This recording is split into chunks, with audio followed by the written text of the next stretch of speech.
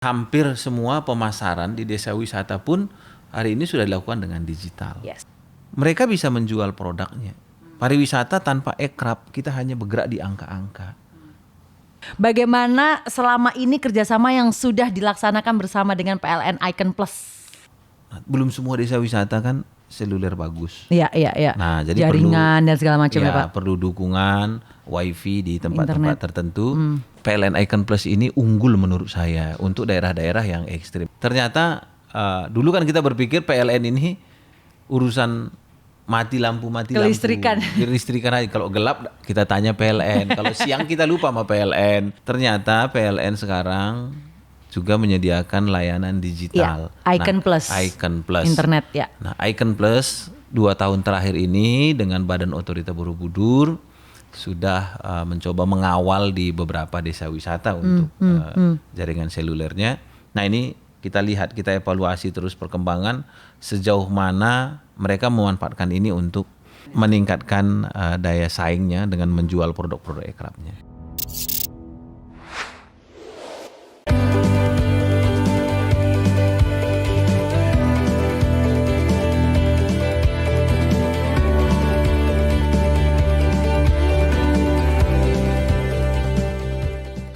Iconers, we're back with Icon Talk with me Nessa Gozal. Dan sekarang kita lagi ada di Jogja. Wah, kalau udah dengar kata Jogja itu udah pasti lah ya. Berbagai macam destinasi wisata, kuliner, belanja dan segala macam tuh udah langsung ada di otak kita gitu kan ya. Tapi ada satu hal yang menjadi icon di Yogyakarta yang bisa menjadi icon Jawa Tengah dan juga icon di Indonesia, yaitu Borobudur. Bener banget dong ya kan. Siapa gitu yang gak langsung relate kalau Jogja tuh Borobudur langsung gitu kan ya. Nah yang menarik kalau dari Borobudur tuh gak cuman Borobudurnya. Sekarang itu kalau misalnya nih para iconers ini jalan-jalan ke Borobudur, itu bisa jalan-jalan juga di sekitarnya. Itu ada destinasi wisata, desa wisata. Wah, menarik banget. Aku udah pernah ke sana ya, ngelihat seru banget gitu kan. Banyak spot-spot foto dan juga aktivitas-aktivitas yang bisa dikerjakan di sana gitu ya. Nah, tapi kan pasti yang namanya desa wisata ini perlu dikelola dengan baik ya kan. Apalagi desa wisata ini merupakan pengembangan pariwisata berkelanjutan. Nah, ini dia yang akan kita bahas sebenarnya di Icon Talk episode kali ini, karena memang saya sekarang sudah berada di Badan Otorita Borobudur bersama dengan Direktur Destinasi Pariwisata Badan Otorita Borobudur, Bapak Agustin Peranginangin. Pak Angin, apa kabar? Alhamdulillah, kabar baik Mbak Nessa. Pak Angin dari tadi saya gitu kayak habis kabar baik. Gini dia pikir gitu ya, nggak nyanyi itu ya. Pak Agin, apa kabar? Kayak di Jogja happy rasanya ya Pak? Ya, ini sekarang lagi musim libur. Oh iya betul. Anak sekolah dan musim mencari tempat sekolah baru. Oh iya. Nah, ini 2 minggu terakhir khususnya di kota Jogja itu ramai sekali tamu. Jadi kalau malam hari nanti Mbak Nessa itu ke Malioboro, itu terasa macet sekali. Ya, kenapa? Karena minggu lalu misalnya ada UGM, ada UPN itu kan melakukan tes mandiri. Nah, ini lagi diserbu orang nih Jogja. Lagi diserbu anak-anak sekolah. Anaknya yang mau nyari sekolah 1 orang, yang ngantar Ikut 1 keluarga.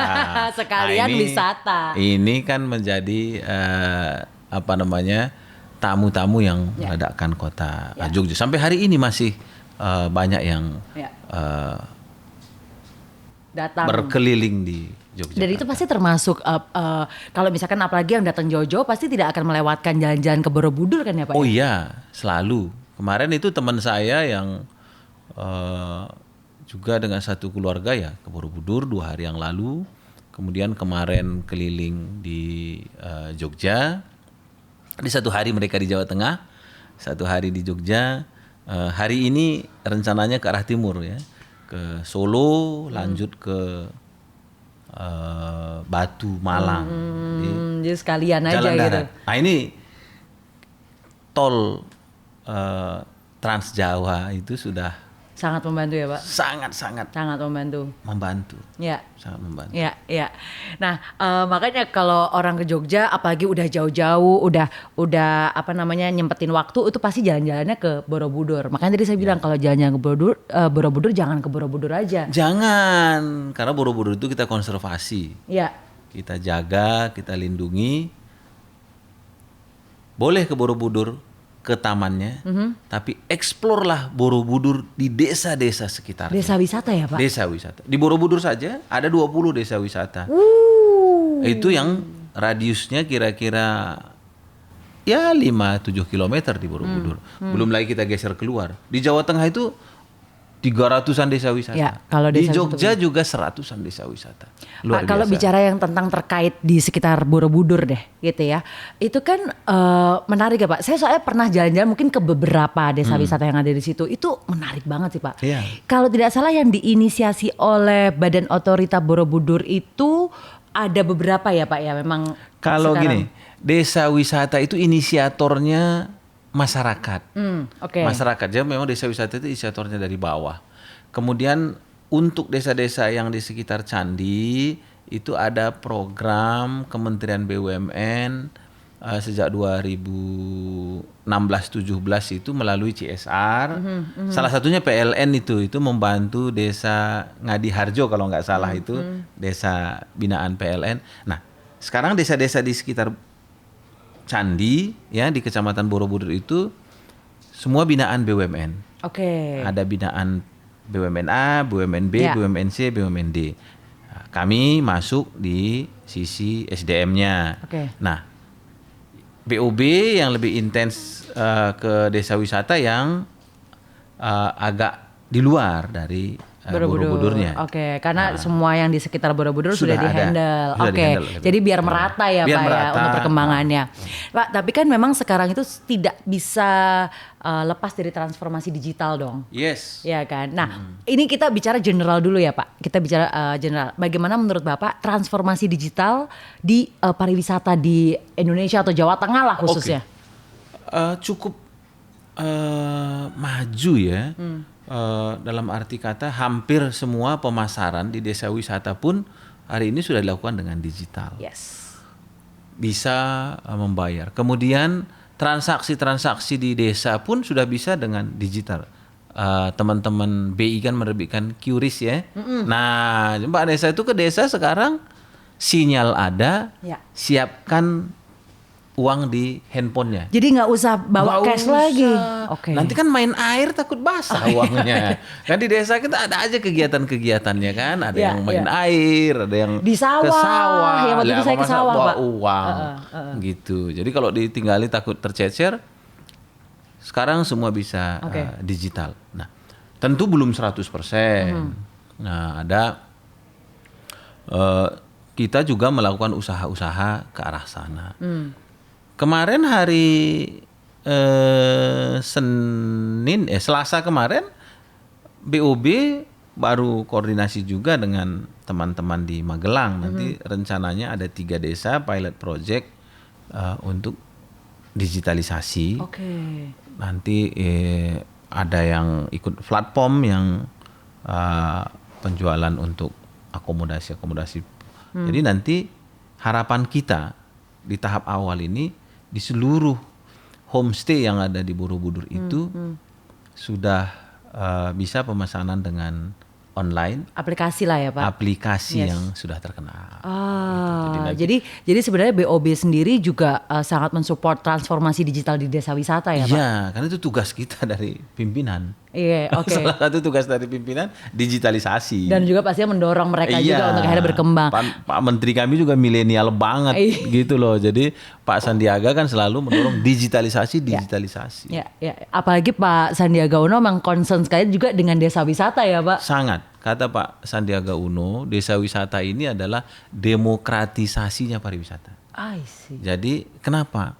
Kalau dulu kan kesannya pariwisata itu hotel berbintang, Ya, kawasan ini mahal. dan pelakunya orang-orang kaya. Nah, dengan desa wisata pelakunya warga setempat, barang yang dijual juga produk dari desa itu semua orang bisa datang, semua orang bisa masuk, maka desa wisata ini melibatkan banyak pihak. Pak, tapi saya jadi penasaran ya. BOB ini mulai concern dengan desa wisata mulai kapan, Pak? Ya memang sejak awal kan BOB ini kan tangannya Kemenpar ya. Tangan Kemenpar, tidak banyak badan otorita di Indonesia, hanya ada 3. Karena ingin percepatan pengembangan kepariwisataan di kawasan pariwisata Borobudur, kita masuk di sana.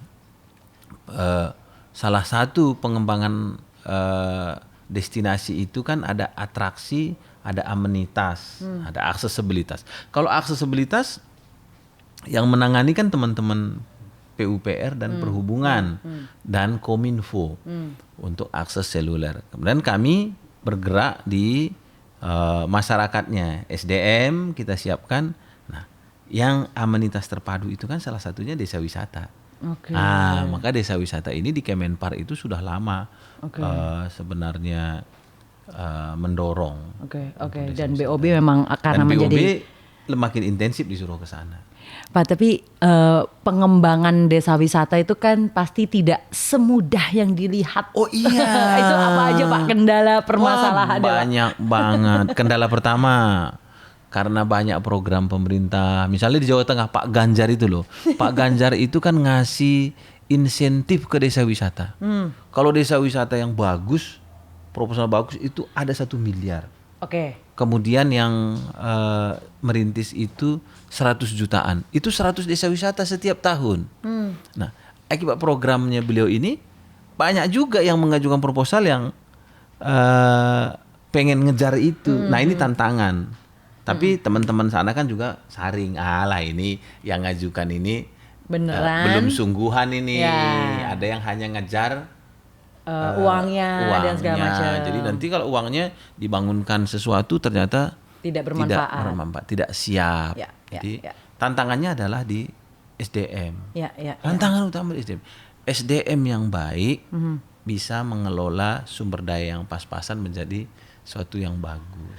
Nah, kalau SDM ini kan kompleks ya Pak. Masalah yang kompleks. Kira-kira apa Pak yang harusnya dilakukan atau misalnya apa yang harus dikolaborasikan misalkan seperti itu. Ini kan Pak Sandiaga Uno itu kan selalu suka dengan kata kolaborasi dan sinergi gitu kan ya. Kolaborasi dan kolaborasi sekarang. Kolaborasi harus ada actionnya sekarang gitu kan ya. Gitu kan. Nah, apa saja yang sebenarnya ingin dikolaborasikan agar permasalahan-permasalahan itu tuh bisa ada titik terangnya gitu Pak. Jadi harapan kita memang semua bisa mendukung. Titik awal adalah harus kita pahami, tidak semua desa harus menjadi desa wisata. Ini kita harus sadar dulu. Tidak semua desa. Walaupun kita mengembangkan pariwisata, bisa jadi desa tertentu memang tetap pertanian. Dia menghasilkan buah, tapi kan buahnya ini nanti masuk ke industri pariwisata. Jadi tetap relate sebenarnya ya Pak. Jadi dia nggak usah merasa sedih kita nggak desa wisata ya. Jangan. Jadi kalau memang betul-betul pertanian, tetaplah pertanian. Peternakan, tetaplah peternakan. Nah, jadi kuncinya desa wisata ini memang harus betul-betul ada SDM yang mencintai ya, kira-kira apa ya? Ada yang betul-betul gila wisata di situ. Kenapa? Jadi karena bergerak. Nggak mudah, berdarah-darah semua memulai itu semua berdarah-darah. Tidak sesuai, bukan tidak mulus. Nanti kita 2 tahun akan datang tamu nih, enggak bisa. Perjalanan panjang ya Pak. Perjalanan panjang. Nah, harusnya kan dengan transformasi digital ya Pak, itu harusnya bisa terbantu. Harusnya. Nah, layanan digital seperti apa Pak yang sebenarnya diharapkan? Transformasi digital ini kan dengan adanya digitalisasi di desa-desa wisata, mereka bisa belajar dengan cepat. Kalau dulu kita studi tiru namanya ya, tuh benchmarking gitu, pergi ke desa sana, buang waktu, buang energi, buang tenaga, buang biaya. Nah sekarang dia bisa digital. Lihat di YouTube, lihat websitenya orang bagaimana memasarkan. Kemudian ada hal-hal yang ingin ditanya bisa lewat Zoom. Dia sudah punya pandangan yang semi komprehensif, baru dia datang studi tiru itu udah komplit gitu loh. Jadi tidak datang dengan nol. Tidak datang dengan nol. Jadi sharing itu salah satu digitalisasi. Yang kedua, mereka bisa menjual produknya. Pariwisata tanpa ekrab, kita hanya bergerak di angka-angka. oke, pariwisatanya maju. Ternyata yang diperdagangkan di daerah wisata itu produk-produk luar. Angka-angkanya memang di situ ada uang segini, uang segini kan tapi, begitu. Tapi dari luar, Ya, ya. maka ekonomi kreatifnya harus kuat. Jadi kalau ada homestay, ada hotel di daerah wisata, harus kita pastikan bahwa memang semua produk-produk lokal yang masuk. Oke. Dan jadi pada saat digitalisasi hadir di situ, benar-benar yang merasakan masyarakat setempat ya Pak? Masyarakat, kenapa? Dengan ekrafnya tadi, kan tamunya 10 orang nih Mbak. Nes. Tidak hanya 10 yang membeli belanjanya. Dia kan bisa jual online. Iya, yang sekarang datang 10. Instastory Pak. Iya benar. Dengan Instastory orang kan pengen tahu. Ya. Cari di mana sih? Oh Oke. ini, ngecek alamatnya bisa dagang gitu loh. Ya, nah tentu dengan adanya transformasi digital itu dukungan dari PLN Icon Plus nih Pak. Kita pengen Nah, tanya nih, gimana PLN nih tuh menurut harus. Bapak nih? Bagaimana selama ini kerjasama yang sudah dilaksanakan bersama dengan PLN Icon Plus? Kami kebetulan di desa-desa wisata ini kan salah satu tantangan adalah menyediakan layanan Instastory yang handal. Nah, belum semua desa wisata kan seluler bagus. Iya. Nah, jadi jaringan dan segala macam ya ya, Pak. perlu dukungan wifi di tempat-tempat tertentu. Nah, selama ini kami masih menggunakan yang lain. Ternyata dulu kan kita berpikir PLN ini urusan mati lampu. Kelistrikan. Kelistrikan aja. Kalau gelap kita tanya PLN. Kalau siang kita lupa sama PLN. Kalau kan begitu. Ternyata PLN sekarang juga menyediakan layanan digital. Ya, Icon Plus. Icon Plus. Internet ya. Nah, Icon Plus 2 tahun terakhir ini dengan Badan Otorita Borobudur sudah mencoba mengawal di beberapa desa wisata untuk jaringan selulernya. Nah, ini kita lihat, kita evaluasi terus perkembangan sejauh mana mereka memanfaatkan ini untuk Meningkatkan desa wisata. meningkatkan daya saingnya dengan menjual produk-produk ekrafnya. Tapi berarti selama ini hubungan dengan ataupun kerjasama, kolaborasi dan aksi dengan PLN Icon Plus berarti berjalan dengan baik ya Bapak ya? Iya, saya minta juga ke PLN Icon Plus ini tidak hanya menyiapkan layanan, tapi yuk sama-sama kita siapkan SDM-nya. Nah ini Pak, kita pengen tahu nih apa lagi yang dibutuhkan gitu Pak. Nih, jadi kan pelaku-pelaku ekraf itu nanti udah kita siapkan jaringan, tapi kalau mereka juga ternyata kapasitas pemanfaatannya belum optimal kan sayang. Nah ini kemarin dan mudah-mudahan segera bisa kita lakukan ini, bisa pelatihan-pelatihan untuk teman-teman pelaku ekraf di desa-desa wisata. Banyak sekali.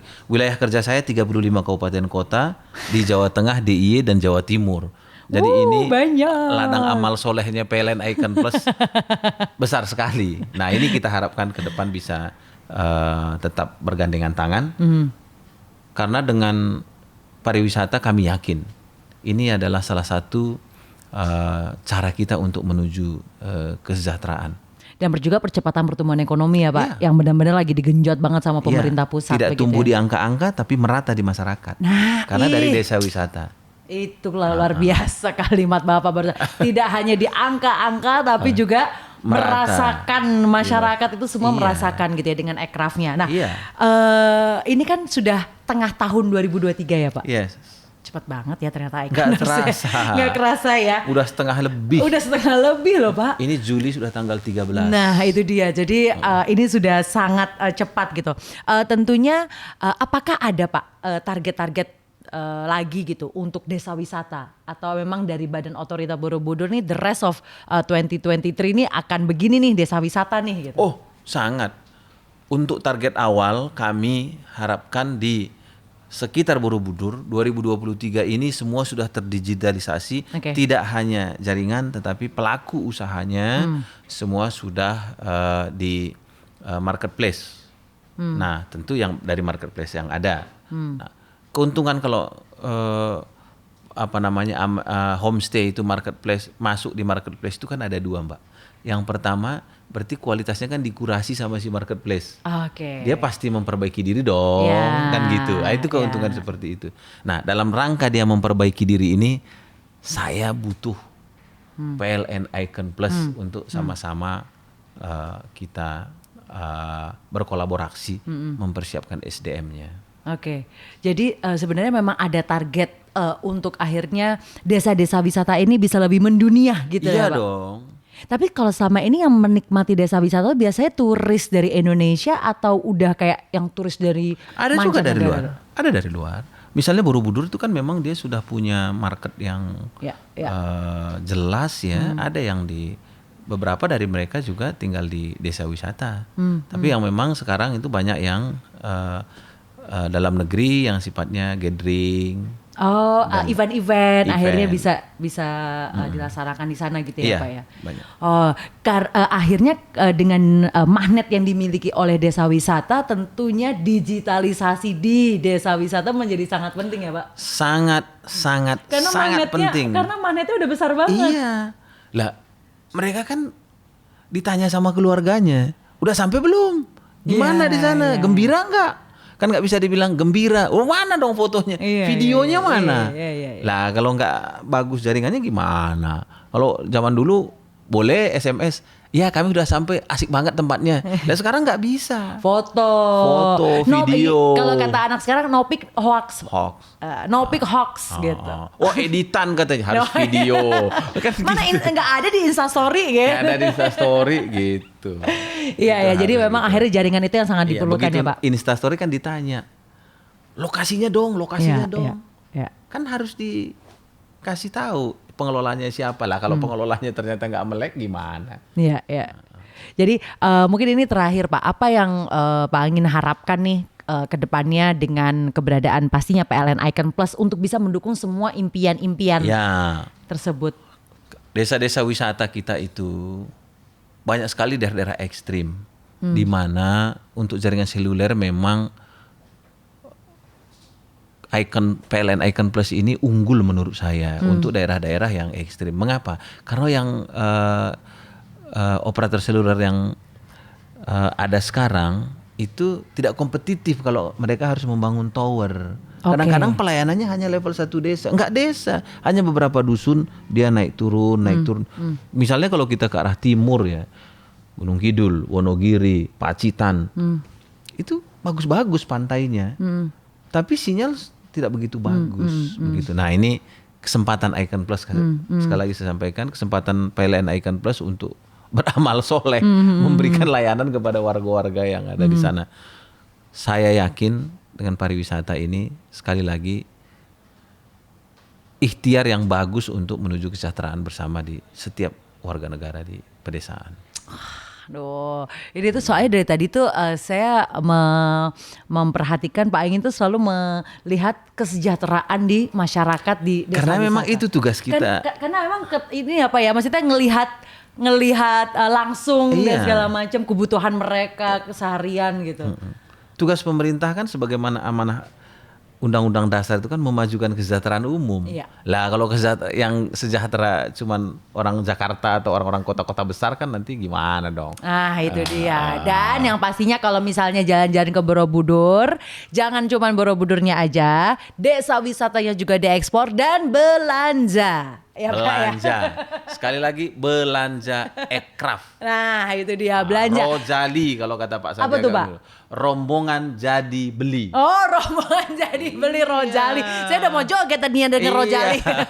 Jadi kalau datang ke desa wisata, belilah produk desa Ya, wisata. ya. Karena sesuatu yang menurut Anda di kota tidak terlalu mahal, mahal harganya bagi warga desa yang memproduksi. Aduh, itu kalimat bagus banget. Thank you banget. Oke, terima Baik, kasih, Terima kasih Vanessa. sekali udah ngobrol-ngobrol dan pastinya mudah-mudahan desa wisata yang ada di sekitar Borobudur jadi makin berkembang. Matur nuwun. Matur Pak nuwun Engin. Vanessa, terima kasih PLN Icon Plus. Iya dan luar biasa. Jadi sekarang memang harus jalan-jalan ke Borobudur ke desa wisata, ya belanja aircraftnya. Jangan lupa Instastory karena masalah jaringan udah no worries gitu kan ya. Karena udah di backup pastinya dengan PLN Icon Plus. Oke deh Iconers, gitu aja Icon Talk kita. Mudah-mudahan kita bisa ketemu di episode-episode lainnya yang pastinya lebih seru lagi. I'm Nessa Gozel signing off. Bye-bye.